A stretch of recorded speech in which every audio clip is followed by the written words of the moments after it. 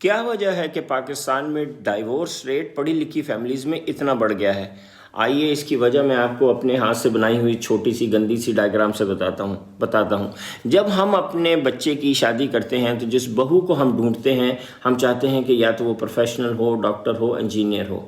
تو ہو سکتا ہے کہ اب تک اس کے باپ نے اس کی تعلیم پہ لاکھوں بلکہ ہو سکتا ہے کروڑوں روپے خرچ کیے ہوں، اور اب وہ ایک ایسی جاب کر رہی ہو جس میں وہ 30 سے لے کے تو 50,000 روپے کے بیچ میں کما رہی ہو۔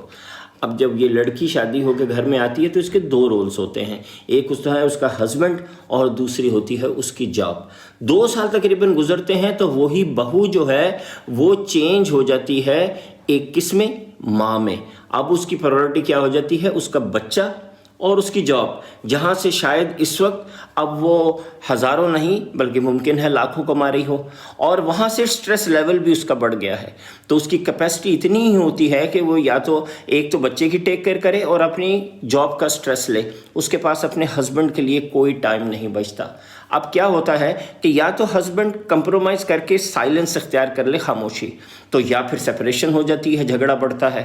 تو پھر کیا ہوتا ہے کہ اگر سائلنس اختیار کر لے تو ایک اور 6 سال کھنچتے ہیں، اور 10 سال کے بعد تو جو میں دیکھ رہا ہوں وہ سپریشن مسٹ ہوتی ہے۔ اب اس کا حل کیا ہے؟